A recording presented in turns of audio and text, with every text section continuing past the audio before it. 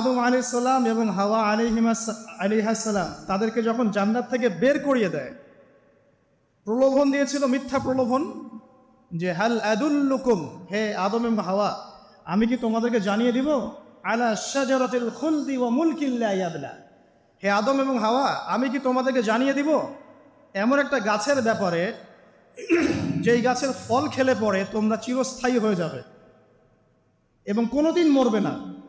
এই যে চিরস্থায়িত্বের টোপ আর অমরত্বের টোপ, এই দুইটা টোপ দিয়ে আমাদের পিতামাতাকে ইবলিস জান্নাত থেকে বের করে দিয়েছে। এখন পৃথিবীতে যত মানুষ পথভ্রষ্ট হচ্ছি আমরা, আমাদের এই দুইটা খাসলতের কারণে। আমরা অমরত্ব আশা করছি, আমাদের চলাফেরা দেখলে মনে হয় আমরা মরবো না, পরকালীন কনসেপ্ট বাদ। একটা হচ্ছে চিরস্থায়িত্বের টোপ, ক্ষমতা, এই যে ক্ষমতার দাপট, এই দুটো আমাদেরকে কিন্তু পথভ্রষ্ট করছে। ঠিক একই অস্ত্র ছিল ইবলিসের।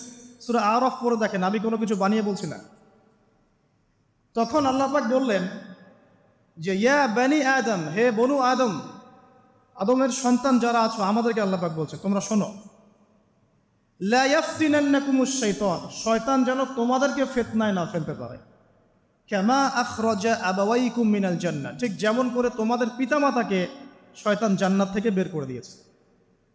যেহেতু আমাদের পিতা আর মাতাকে শয়তান জান্নাত থেকে বের করে দিয়েছে, আল্লাহ পাক এই আদমের সন্তানদেরকে বলছেন তোমরা সতর্ক থেকো, তোমাদেরকে যেন শয়তান জান্নাত থেকে যেভাবে বের করেছিল তোমার পিতামাতাকে, এমন করতে না পারে। আর কি করতে না পারে?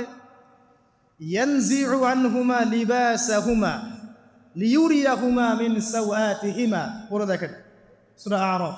আল্লাহ বলছেন মনে রেখো আদমের সন্তানরা, ইবলিস কিন্তু শুধু তোমার পিতামাতাকে জান্নাত